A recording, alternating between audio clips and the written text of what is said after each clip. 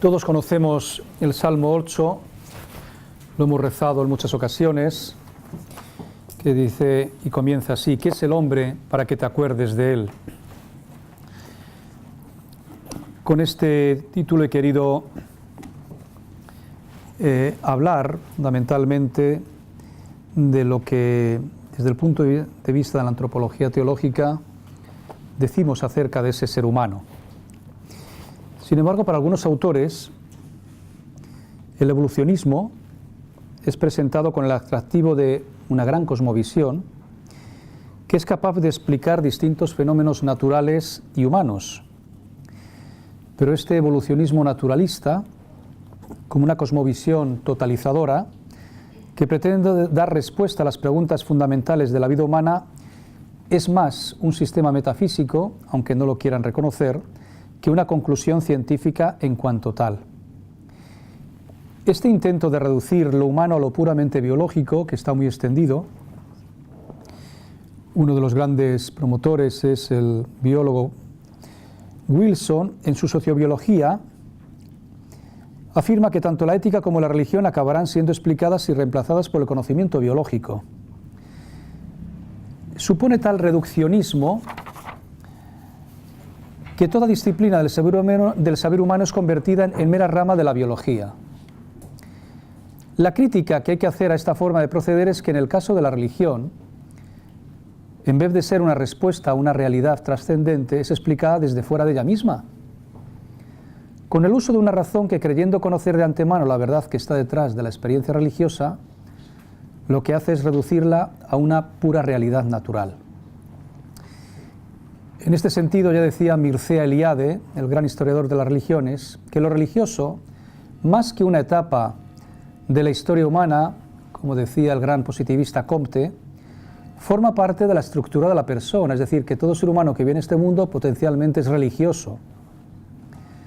De forma que ante la centralidad ocupada por el sujeto en el conjunto del hecho religioso, y dada la permanencia y vigencia de este fenómeno religioso a lo largo de la historia, nos tenemos que preguntar inevitablemente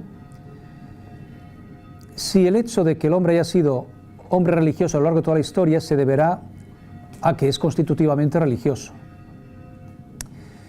Desde el punto de vista de la fenomenología de la religión se nos presenta como un hecho que es específicamente humano, que tiene su origen en el reconocimiento por el hombre de una realidad suprema que denominamos el misterio, Dios, la cual, dicha realidad, confiere sentido a la propia existencia, al conjunto de la realidad y al curso de la historia.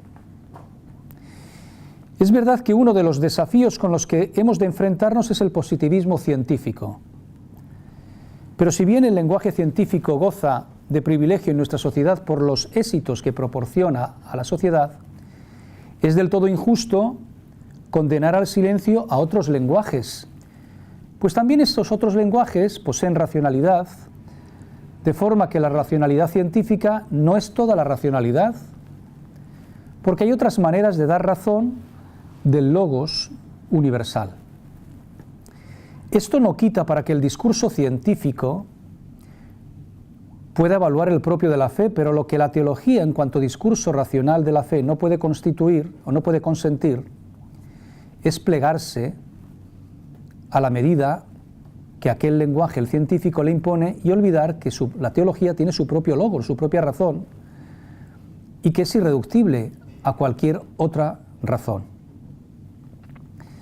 La reflexión cristiana actual se refiere al hombre en estos términos. ¿Qué es el hombre?, dice Gaudium et Spes. Muchas opiniones ha dado y da el hombre sobre sí mismo, diferentes y contradictorias, en las que a menudo se exalta a sí mismo como regla absoluta o se hunde hasta la desesperación. De ahí sus dudas y ansiedades. La Iglesia, sintiendo profundamente estas dificultades, instruida por Dios que revela, puede ofrecerle una respuesta en la que se describa la verdadera condición del ser humano, explique sus debilidades y al mismo tiempo pueda conocer rectamente su dignidad y su vocación. Hasta ahí la Gaudium et Spes. La fe cristiana ha tomado de la Escritura la definición del hombre como imagen de Dios. Esta definición es fundamental, que tendremos que explicarla. El hombre es imagen de Dios. hace de ella una categoría central en la lectura de lo humano. Si durante siglos esta definición fue un punto de referencia común al que remitían las diversas respuestas y contribuyó decisivamente a la configuración de una lectura humana de la realidad, hoy esta unanimidad está rota, hemos de reconocerlo. Si queremos recomponer esa imagen, hay que responder a estas tres preguntas en las que se juega la suerte de toda antropología, esto es, un logos racional acerca de lo humano. La primera, ¿qué es el hombre? Segunda, ¿quién es el hombre? Y tercera, ¿cómo es el hombre? Repito, la primera, ¿qué es el hombre? La segunda, ¿quién es el hombre? Y la tercera, ¿cómo es este hombre? A ellas responde la antropología teológica, de la que hemos hablado anteriormente, en estos términos, que pasaremos nosotros a describir más ampliamente. El primero, ¿qué es el hombre? Respuesta, el hombre es uno en cuerpo y alma. A la segunda, ¿quién es el hombre? La respuesta es, el hombre es persona. Y a la tercera, ¿cómo es el hombre? La respuesta es, el hombre es libre. Pasamos a hablar de cada una de ellas. El hombre es uno en cuerpo y alma.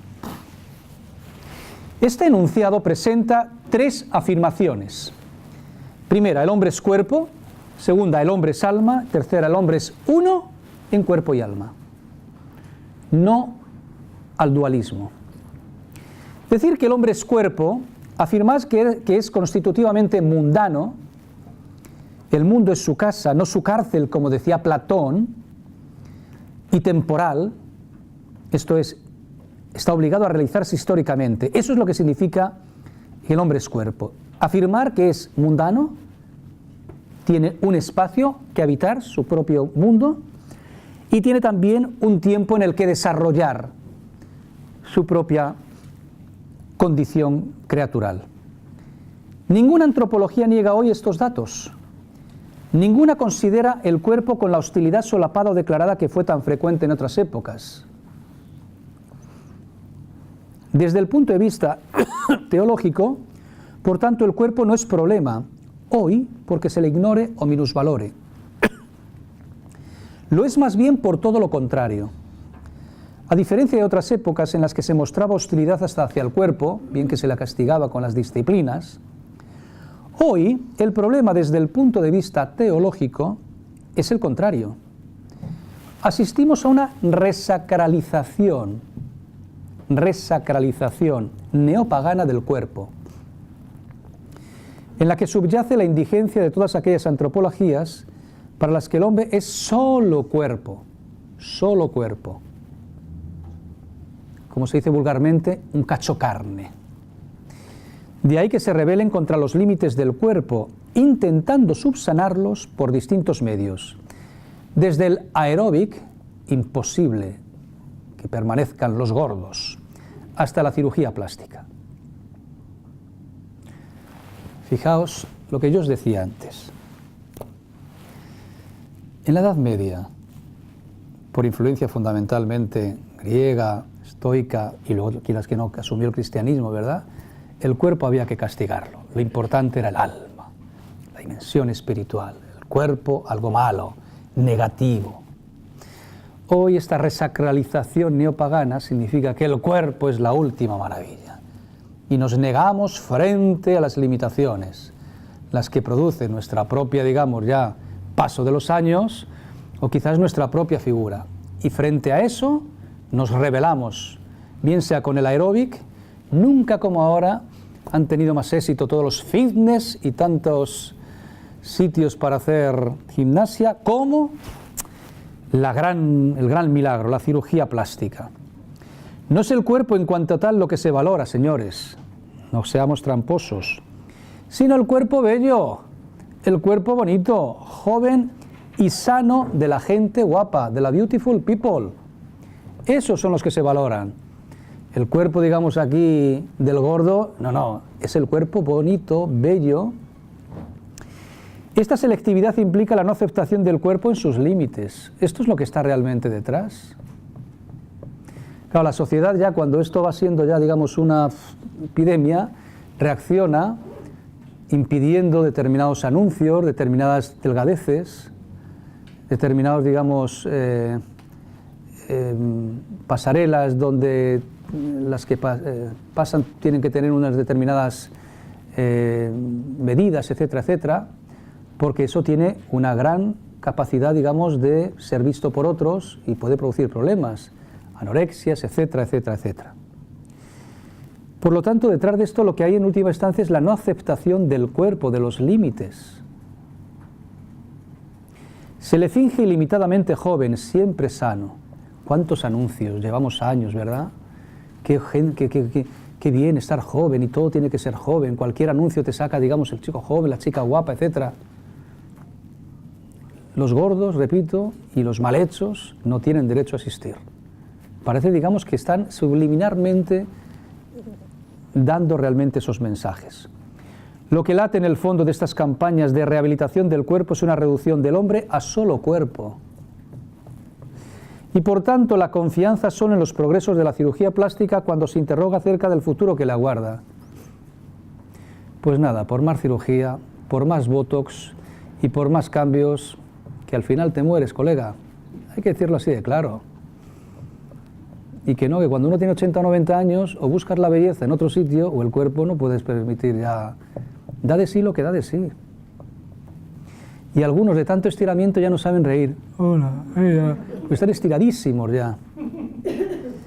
Desde el punto de vista cristiano no se entiende qué sentido puede tener rehabilitar algo que, no lo olvidemos, creyentes, está habilitado de antemano para la resurrección gloriosa. Si vamos a resucitar, estamos habilitados para esa resurrección que llegará por gracia de Dios.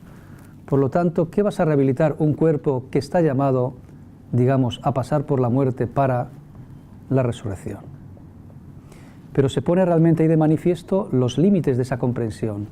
El ser humano se le reduce únicamente a cuerpo. Y no a cualquier cuerpo, al cuerpo bonito, al cuerpo realmente, pues eso, que ha pasado por los buenos gimnasios y por la alimentación ultra guay. Frente a las interpretaciones del hombre como cuerpo en sentido exclusivo, la antropología cristiana completa esta afirmación con esta otra. El hombre es alma. Y si olvidamos esto, nos vamos. Esta es fundamental también. Decir que el hombre es alma es afirmar la absoluta singularidad y originalidad del ser humano y su constitutiva apertura a Dios. No equivoquemos el término alma tal como se concibe dentro de la fe cristiana al término alma como se concibe en el mundo griego, en el mundo sobre todo platónico. Ese alma significa nuestra apertura a Dios. Diciendo que el hombre es alma se quiere decir que el hombre vale más que cualquier otra realidad mundana. Por lo tanto, hacemos una afirmación axiológica.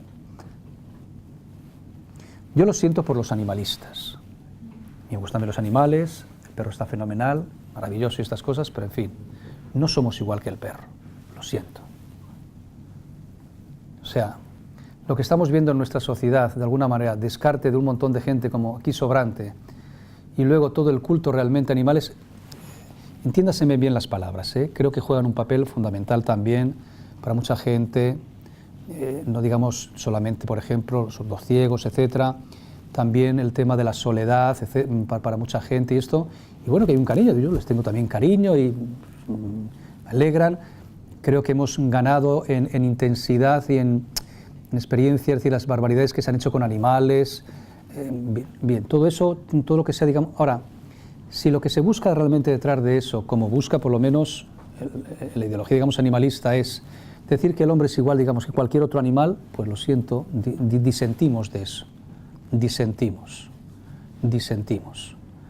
Decir que el hombre es alma significa también que vale más que cualquier otra realidad mundana, afirmación axiológica, que es capaz de mantener un diálogo salvífico con Dios, afirmación dialógico-soteriológica, es decir, axiológicamente, desde el punto de vista del valor, vale más, de ahí realmente como aparece en la Escritura, ¿verdad?, el cumbre en la creación, y mantener también esa posibilidad de diálogo salvífico con Dios.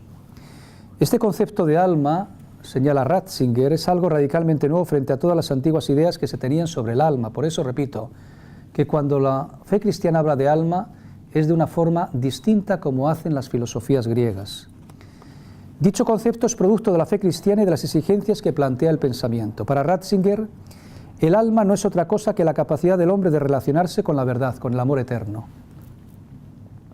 Si reduces realmente al ser humano solamente a cuerpo y como tal dices que no hay alma, tienes que eliminar también a Dios. El hombre no tiene capacidad, digamos, para relacionarse con esa realidad que denominamos Dios. O como escribió también en otro texto, tener un alma espiritual significa ser querido, conocido y amado especialmente por Dios.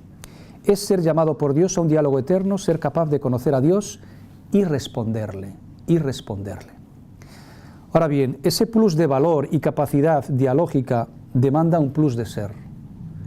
O sea, si hay más valor y mayor capacidad para poder relacionarse con Dios, es porque realmente hay una mayor densidad ontológica, exige un plus de ser. En este sentido, el cardenal Ratzinger afirmaba en su escatología: el concepto de alma no tiene nada que ver con la filosofía griega. Se ha convertido en un concepto estrictamente cristiano en lo que lo dialógico, es decir, lo funcional, prima sobre el en sí, lo ontológico, aunque no pueda darse sin él. Así pues, por alma resulta ineludible entender el momento óntico, hace referencia al ser, lo específico del humano, ese comprincipio transmaterial y transorgánico del ser del hombre, que es irreductible a la dimensión físico-química, biológica, aunque esté condicionado por ella, y que avala y tutela la plusvalía del individuo humano concreto y su carácter de interlocutor con Dios, o lo que es lo mismo, de oyente y respondente de la palabra de Dios. El Catecismo de la Iglesia Católica dice: a menudo el término alma designa en la Sagrada Escritura la vida humana o toda persona humana.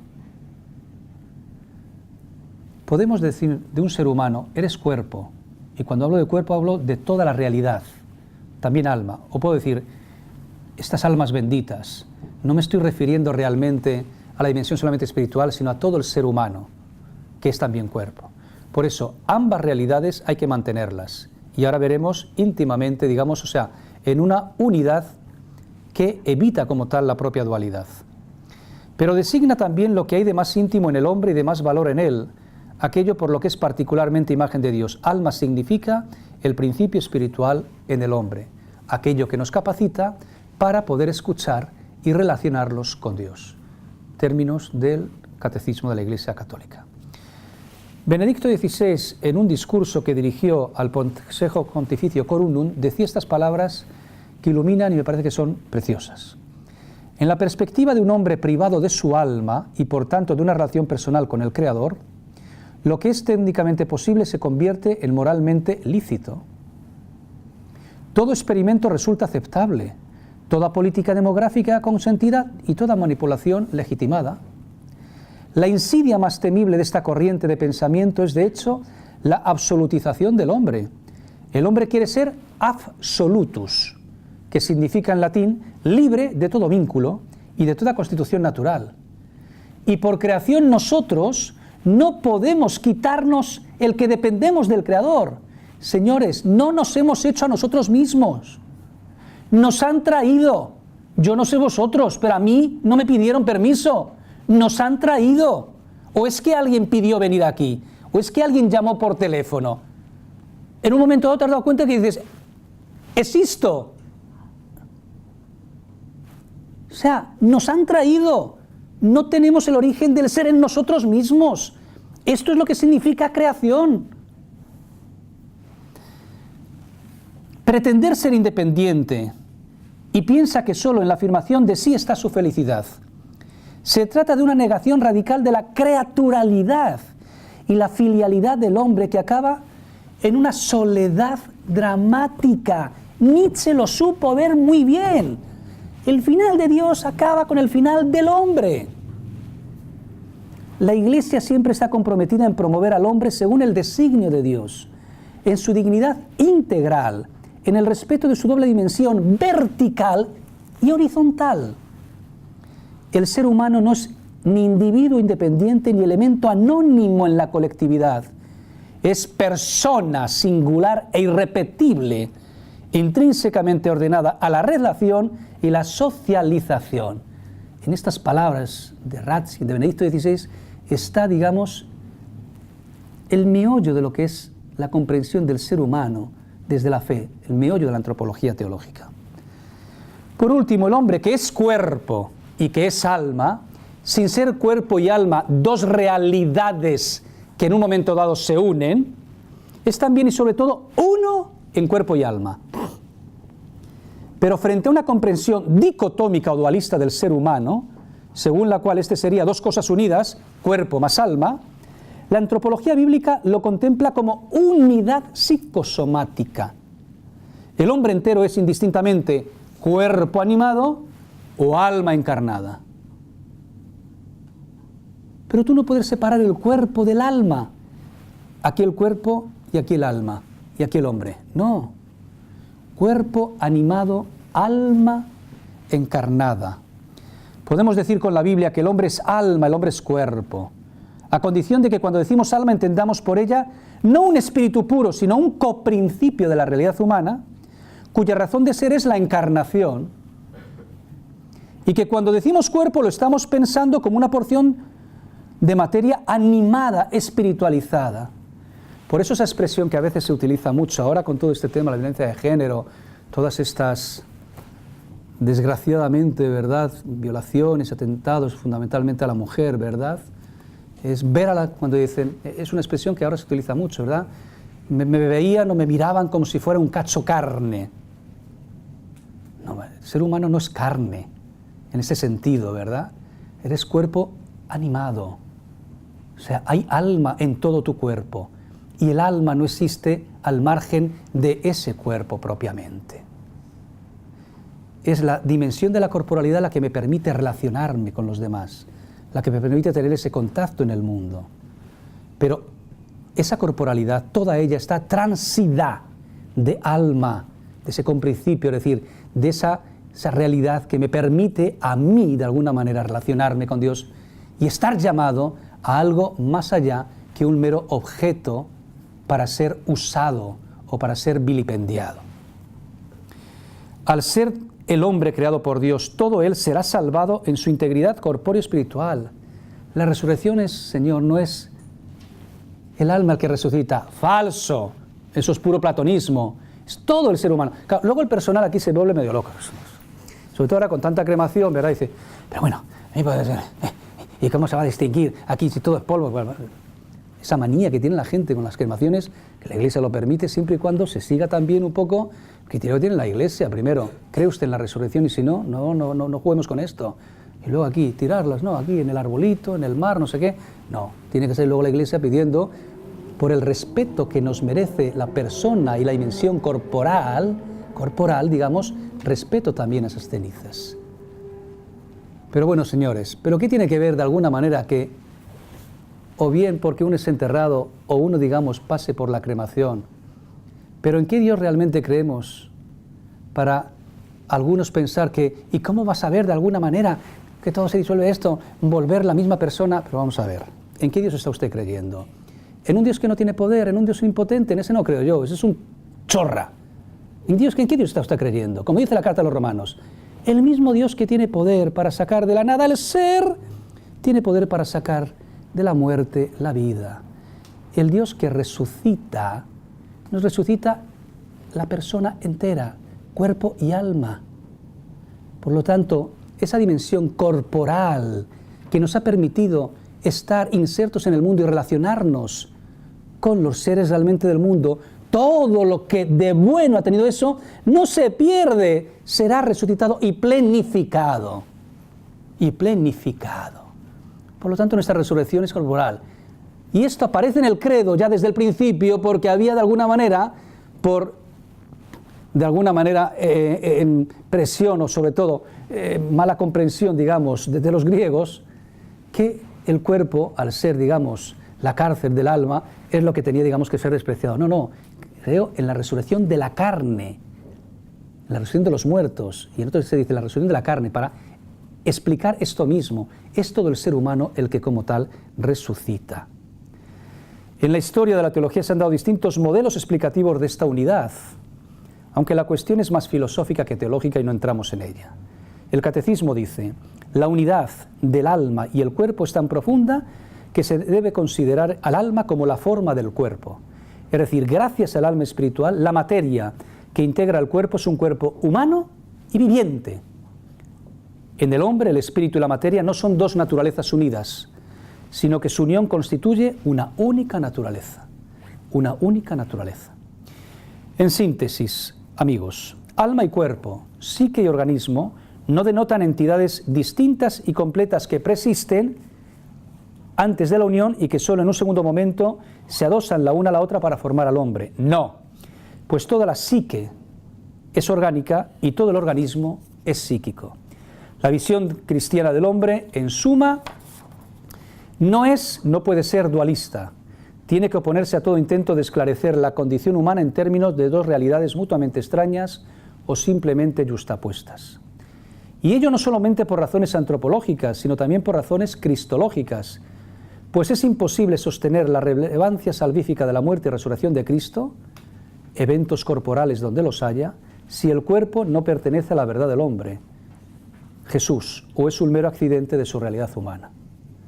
Es verdad que en la historia se nos ha colado de rondón el desprecio al cuerpo, y hay una cierta literatura espiritual durante unos determinados momentos en los que hay como un gran desprecio al cuerpo. Esa no es realmente la doctrina tradicional de la Iglesia y desde luego como tal la que mantenemos propiamente. El cuerpo es necesario, es válido, ese cuerpo, digamos, está transido todo del alma y por lo tanto es la persona entera, cuerpo y alma, lo que de alguna manera está llamado a esa salvación, a esa plenitud. En la actualidad, esta imagen bíblica de la persona, comunidad psicosomática, parece estar respaldada también por datos de la ciencia.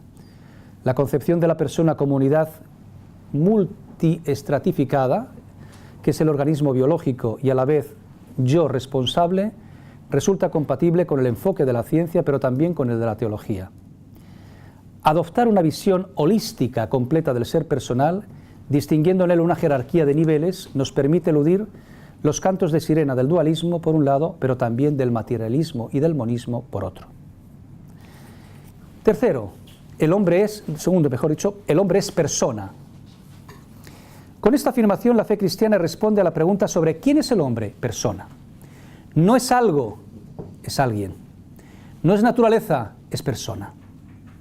Sobre el origen de este término, ya Ratzinger escribió hace unos años lo siguiente: el concepto de persona y la idea que hay tras él son producto de la teología cristiana. Dicho de otro modo, no creció hasta que el pensamiento humano no se hubo de enfrentar con los datos de la fe cristiana. Solo entonces entró este concepto en el camino de la historia. Más concretamente, el concepto de persona surgió de dos preguntas que desde un principio apremiaron al pensamiento cristiano como cuestión central. La pregunta ¿qué es Dios? El Dios que nos sale al encuentro de la Biblia, y la pregunta ¿quién es Cristo? Para resolver estas dos cuestiones que surgieron inmediatamente con la reflexión sobre la fe, esta reflexión se sirvió de la palabra prosopon, en griego persona, hasta entonces carente de relevancia filosófica e incluso poco usada.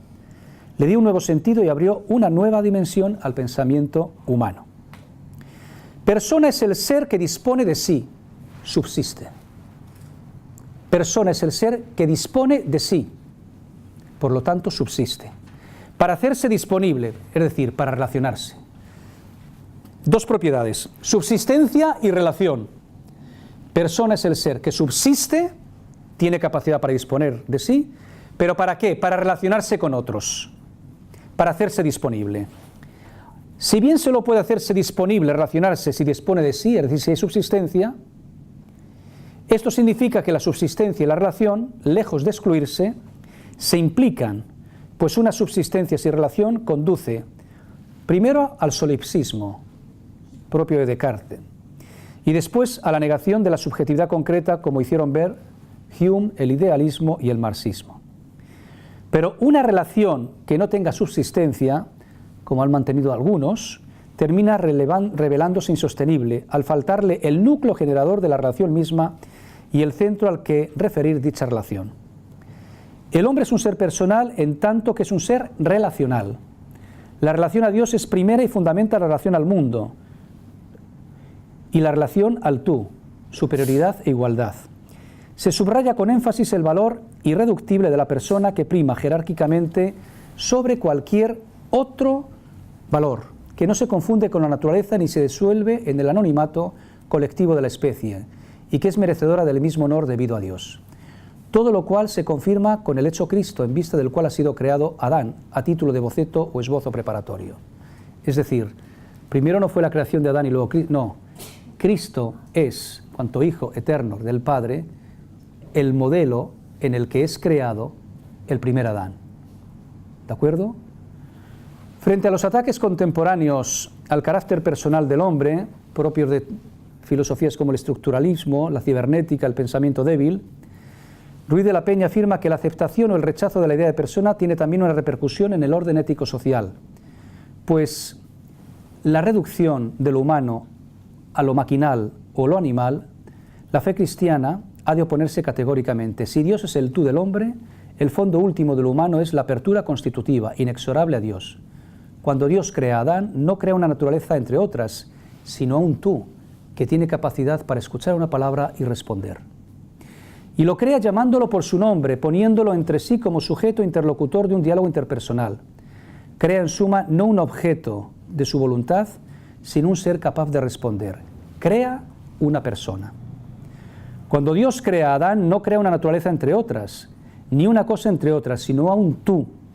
Y lo crea llamándolo por su nombre, poniéndolo ante sí como ser responsable, que significa capacidad para dar una respuesta. Crea en suma no un mero objeto de su voluntad, sino una persona. Este concepto es pues irrenunciable para la antropología cristiana, pues al margen de él solo la proclamación de la muerte del hombre, consecuencia por lo demás de la proclamación de la muerte de Dios, es al final el resultado. Si Dios ha muerto, la imagen de Dios, que es el hombre, se queda sin referente y sin respaldo, y puede entonces procederse pacíficamente a su demolición. Si Dios ha muerto, su imagen, que es el hombre, también muere. ¿Y qué fue lo que ocurrió en la filosofía de los años 70, el estructuralismo francés y otra serie de autores? Esto mismo. Venían a defender que como tal el sujeto no existe. Es de alguna manera un cúmulo de estructuras varias que se pueden, digamos, manejar a nuestro antojo.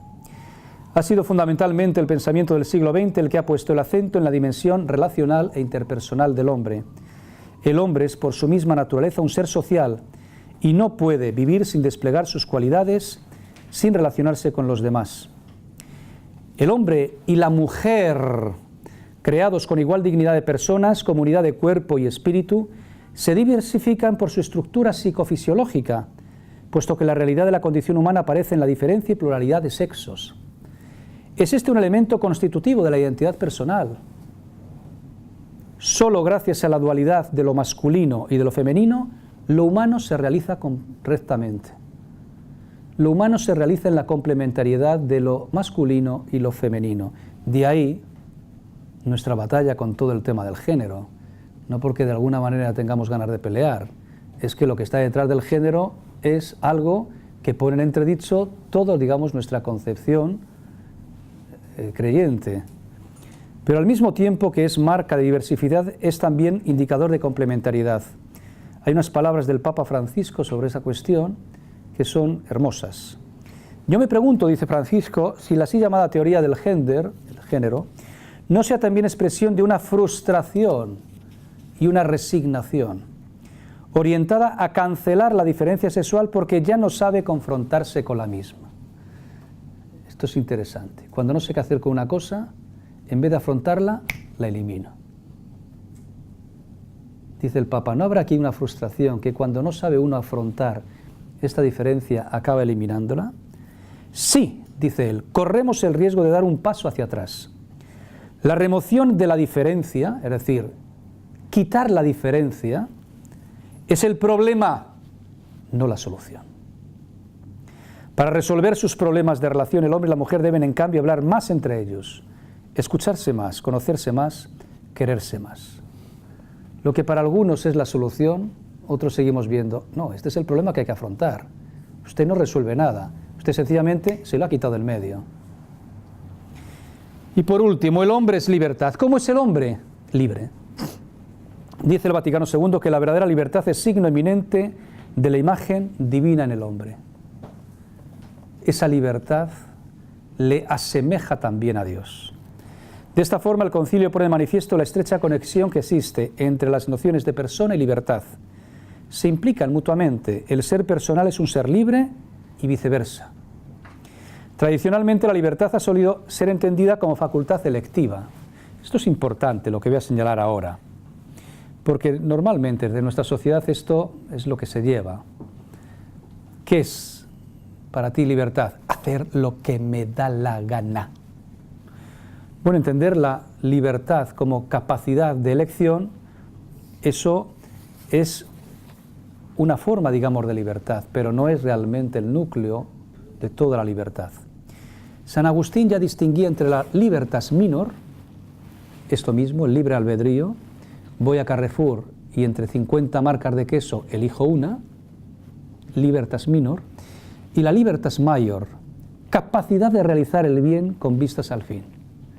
Oye, ya que eliges, elige de tal forma que en la elección seas más tú y no menos tú. Es decir, elige bien, tonto, elige bien. Pongo un ejemplo. Y tomado una persona no creyente, según afirma él mismo. El libro de Fernando Savater, Ética para Amador, libro que fue puesto de manera obligatoria en la secundaria para las clases de ética, tiene un capítulo que se llama así: haz lo que quieras. Que es sinónimo un poco decir, hago lo que me da la gana. Y para explicar este haz lo que quieras, él pone el ejemplo de Esaú y Jacob. Como buenos creyentes que sois, conocéis bien la historia. Esaú era el primogénito, le correspondía todo, y Jacob, ya se sabe, nada. Esaú va un día a cazar, no se come un colín, vuelve enfadado, se encuentra a su hermano que ha hecho un buen guiso y tiene un hambre tal que le dice, dámelo. El otro, que se le ve negociante, dice, ¿qué me das a cambio? La primogenitura. Le dio la primogenitura, se tomó, digamos, un buen plato de guiso. Aquí termina propiamente la historia y viene ya la reflexión de Savater. ¿Qué es lo que realmente quería Esaú? Cuando tú dices, hago lo que quiero, ¿qué es lo que realmente quieres? ¿Tu querer se identifica con el deseo primero? Porque menudo negocio ha hecho el amigo Esaú, ¿eh? Este no le podemos contratar aquí de economista porque nos lleva a la ruina. Has vendido todo a cambio de ¿qué? De nada. Porque después de 3 horas tuvo hambre, pero ya no tenía la primogenitura.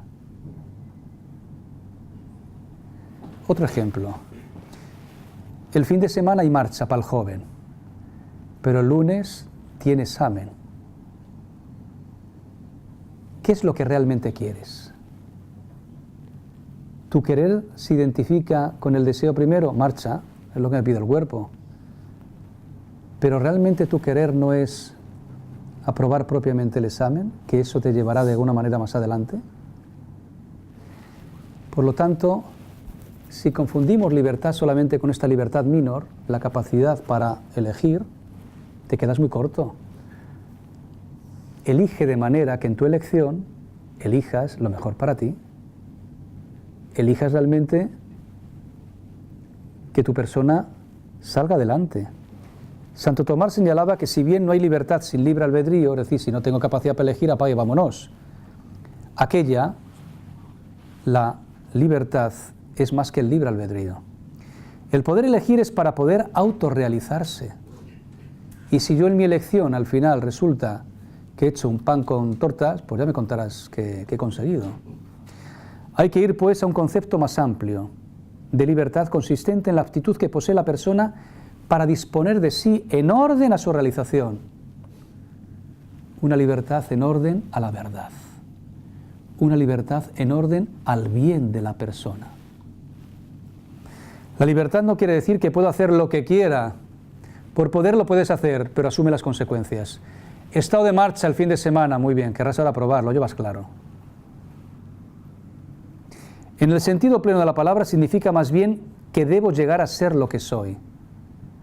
estar llamado a ser una persona con capacidad para darte tú mismo las leyes, eso no lo realizarás con cualquier elección, sino con aquellas que te ayuden a conseguir ese fin. Me presta la capacidad de ser yo mismo, de lograr mi identidad. Para el creyente, la afirmación de la libertad es algo irrenunciable, pues según la fe, el mundo no es el escenario de unos poderes cósmicos anónimos. Decía... se me ha ido ahora el nombre, el francés, novelista famoso. Decía, un cura menos, 1000 pitonisas más. Y eso lo decía en la Francia laica, ¿verdad?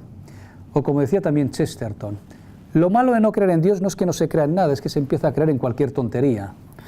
Es decir, en última instancia, creer realmente en la libertad significa que nuestra vida no está regida por poderes cósmicos anónimos, ni somos el espejo de un monólogo divino que acciona unilateralmente los hilos de la trama. No somos marionetas en manos de Dios. Y en este sentido, señores, perdonad que diga esto, pero la posibilidad del infierno existe. Existe la posibilidad de nuestra perdición. De lo contrario, no seríamos libres. Y esto sería realmente una gran farsa inventada por Dios. Desde el momento en que Dios nos ha hecho libres realmente para poder elegir incluso en contra de Él. Bien decía San Agustín, Dios que te creó sin ti, no te salvará sin ti. Es decir, la libertad tiene que ser utilizada de manera que al final consigas aquello no por tus méritos, sino que por gracia se te concede. Pero no es obligatorio realmente aceptar lo que se te concede. En este sentido, la historia nuestra es dramática, porque la libertad siempre tiene de alguna manera que ponerse en juego. Podemos destacar 3 notas de esta libertad cristiana. La primera, dicha libertad no es ausencia de ligaduras, sino una forma de religación. ¿Qué significa? Ser libre no significa estar libre de cualquier atadura, sino por depender del único que sostiene mi libertad, me veo libre de aquellas ligaduras que me impiden ser yo mismo. En este sentido, hay un cierto ateísmo con el que tenemos siempre que luchar, que es radicalmente falso. Querer contraponer al hombre y Dios, entrar en ese juego es tener la batalla perdida ya de entrada. Tal como de alguna manera el ateísmo postulatorio del siglo XIX y XX lo presentó, no podemos entrar en esa trampa. Es lo que hace la serpiente en el 3er capítulo del Génesis. ¿Por qué no podéis comer de ese árbol? Nos ha dicho que entonces moriremos. No, es falso. Dios os tiene envidia. Es decir, presentar siempre a Dios como enemigo del hombre es el mejor, digamos, camino para acabar al final negándole. No es Dios o el hombre, como dice el ateísmo, sino Dios y el hombre. Cuanto más Dios, más hombre, y cuanto más hombre, más necesidad de Dios. Solamente dependiendo de Dios, estoy libre de cualquier otro, de las realidades del mundo que se me presentan como divinas. Esta es la cuestión. Por lo tanto, libertad no es ausencia de ligaduras, sino una religación distinta, la que me une a Dios, que me permite librarme de cualquier otra ligadura. Segunda, que la libertad humana alcanza su más alta realización en la filiación adoptiva. Si estamos llamados a ser imagen de Dios, que es por antonomasia la imagen de Dios, es en esta filiación donde la libertad alcanza su mayor liberación. Y tercero, que la libertad cristianamente entendida se ejerce en el amor servicial. Frente a aquellos que consideran que afirmarse de forma ególatra es la mejor propuesta que podemos plantear, el cristiano atiende al consejo de Pablo. Vosotros, hermanos, habéis sido llamados a la libertad, servíos unos a otros por amor. Es decir, no hagáis uso de la libertad para satisfacer vuestros bajos instintos, que no tienen que ver solamente con la sexualidad, sino con todo aquello que en última instancia me hace encerrarme en mí mismo, sino para ponerme al servicio de los demás. Ser libre es disponer de sí para hacerse disponible. De ahí que la única mostración apodíctica de la libertad sea la que hace Jesús, tal como la describe en el 4 Evangelio. Yo entrego mi vida para poder recuperarla, nadie me la quita, sino que yo la entrego libremente.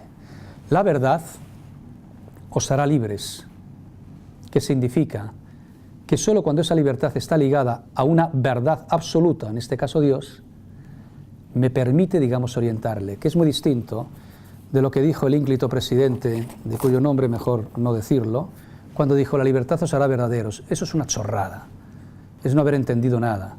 Decir que la libertad verdadera es tanto como decir que cualquier acto libre, por el hecho de ser libre, es verdadero. También el maltratador, que libremente maltrata, su acto es verdadero por el hecho de realizarlo. Hombre, por favor. Decir la verdad os hará libres es tanto como decir la libertad, en cuanto realidad, digamos, creada, solo de alguna manera, dependiendo de esa verdad, es capaz de orientarse hacia el bien, de alguna manera, al que está llamado el ser humano. Tengo que ir terminando para señalar. La antropología cristiana quiere responder de forma propia a la pregunta por la identidad del hombre. Debe de ser capaz de integrar en su reflexión con generosidad y discernimiento crítico el discurso contemporáneo sobre la condición humana. Pero debe recordar, a toda razón, que la pregunta que el hombre se hace, ¿quién soy yo?, solo se plantea de forma adecuada cuando se recoge la pregunta que Dios le dirige, ¿dónde está tu hermano? Y ambas cosas, pregunta y respuesta, están formuladas con sobriedad insuperable en este texto del salmista, que es el hombre para que Dios se acuerde de él. Es decir, el hombre es el ser de quien Dios se acuerda, la realidad imborrablemente anclada en la memoria divina. Por tanto, es tarea de la antropología cristiana proclamar que no puede haber memoria de Dios sin memoria del hombre y que nadie puede acordarse de sí mismo sin recordar a su hermano. Señalar, paso, digamos, punto quinto, directamente al punto 6, principios fundamentales de la propuesta social cristiana, que están recogidos en el compendio de la doctrina social de la Iglesia una vez que hemos hablado de esta categoría, digamos, de persona, tal como aparece propiamente en la antropología teológica. Bueno, pues hablar de estos principios son indicaciones que, mientras que por una parte se inspiran en el Evangelio, son plenamente conformes con la recta razón y abiertas a la contribución e integración por parte de los hombres de buena voluntad. Es una especie de gramática ética común de la que partir todos para construir juntos. Hemos de reconocer que vivimos en sociedades plurales, tanto desde el punto de vista cosmovisional como filosófico y religioso. Eso significa de alguna manera que hemos de darnos una, digamos, una normativa, vamos a decirlo así, un ambiente en el que todos podamos convivir respetando las formas distintas de ver las cosas y sabiendo, digamos, enriquecernos unos y otros. Esas propuestas que pueden servir como gramática ética común, tal como aparecen en la doctrina social de la Iglesia, serían, por un lado, el principio personalista, es fundamental y afirma que la persona creada a imagen y semejanza de Dios y elevada a un fin sobrenatural es la base de su dignidad. Esta persona, ser inteligente y libre, sujeto de derechos y deberes, es el corazón de la doctrina social de la Iglesia. La Iglesia pone en el centro de sus explicaciones a la persona, cuerpo y alma, corazón y conciencia.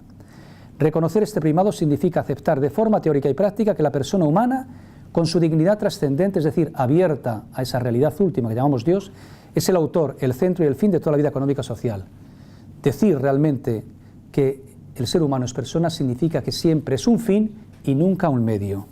El segundo de esos principios es el principio de solidaridad. El primado absoluto de la persona no solo enfrenta al individuo con la sociedad, sino que por el contrario descubre en el individuo el fundamento de su sociabilidad. Esto es, la sociedad surge después de la persona y en función de la persona. La persona existe y se realiza siempre en sociedad. El hombre es un ser a la vez individual y social. En esta esencial sociabilidad de la persona se funda ante todo la plena igualdad de derechos y de dignidad entre el hombre y la mujer. Varón y hembra son dos modos de ser hombre. La imagen de Dios se manifiesta a la vez como hombre y como mujer. Esta complementariedad personal constituye el primer círculo de la sociabilidad del hombre, la familia. Pero también el segundo círculo, el de la sociedad civil, se enraiza en la persona no menos que en la familia. En este sentido,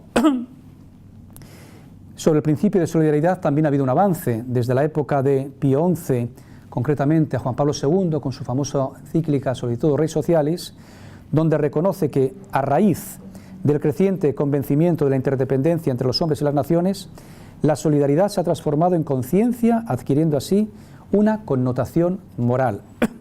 En este punto la solidaridad no es ya intercambiable por un sentimiento de vaga compasión o de enternecimiento por los males de tantas personas. Al contrario, es la firme determinación de comprometerse por el bien común, es decir, por el bien de todos y de cada uno, para que todos seamos verdaderamente responsables de todo.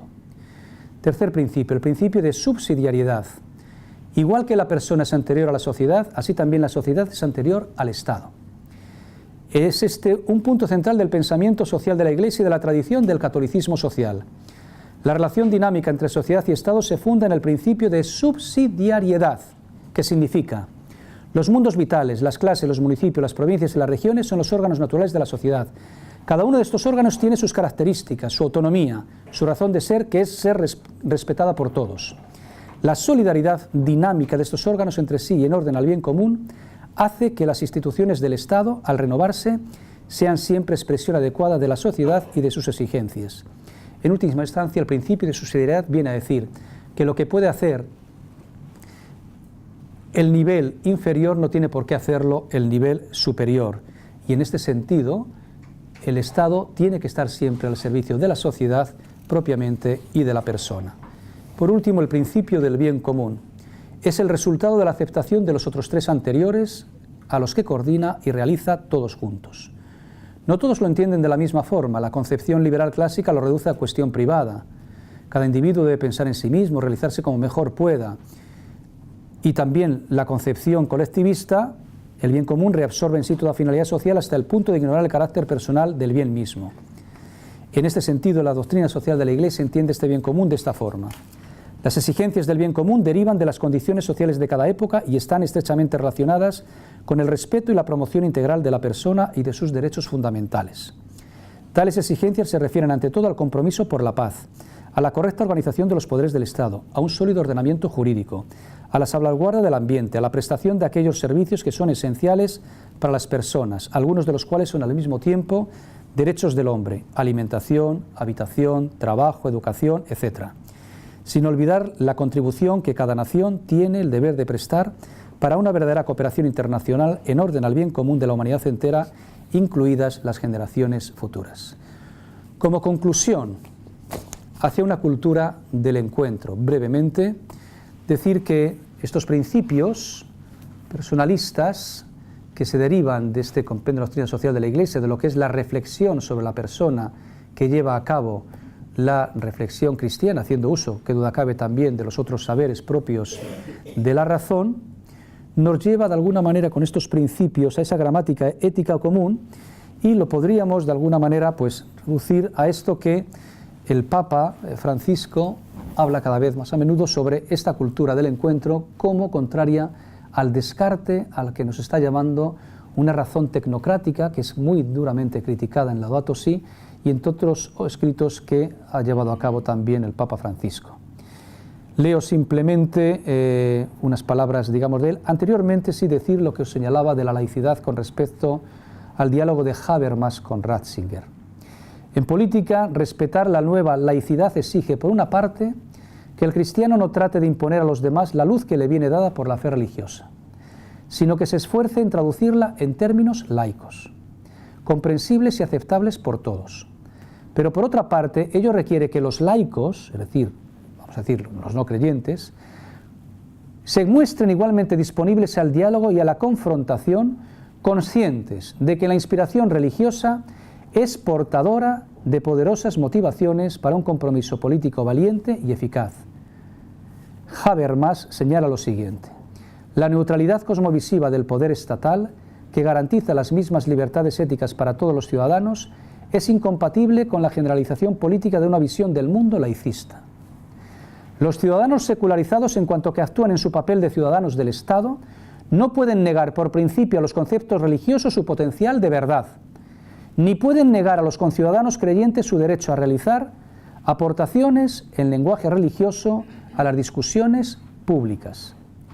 Es más, una cultura liberal política puede incluso esperar de los ciudadanos secularizados que participen en los esfuerzos por traducir aportaciones importantes del lenguaje religioso a un lenguaje más asequible para el público general.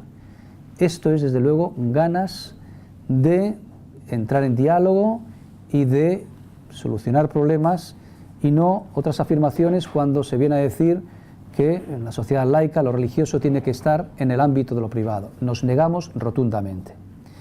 El Papa Francisco, termino, señala en referencia a esto que tenemos que crear una cultura del encuentro. El Papa siempre rechazó las dialécticas que enfrentan. Su ideal es el poliedro, que tiene muchos lados, pero todos formando una unidad cargada de matices.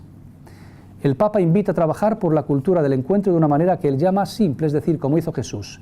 No solo viendo, sino mirando, no solo oyendo, sino escuchando, no solo cruzándonos con las personas, sino parándonos con ellas, no solo diciendo qué pena, pobre gente, sino dejándonos llevar por la compasión para después acercarse, tocar y decir no llores y dar al menos una gota de vida. El encuentro es lo opuesto al descarte y pide la cura de la ética del buen samaritano, que cuidó del apaleado, abandonado al borde del camino, desafiando las barreras etnoculturales y con acciones sencillas de atención y curación. Ahí encontramos el significado profundo de la inclusión como una expresión de la cultura del encuentro. Hasta aquí, queridos amigos, y ahora os toca a vosotros. Gracias. Muchas gracias.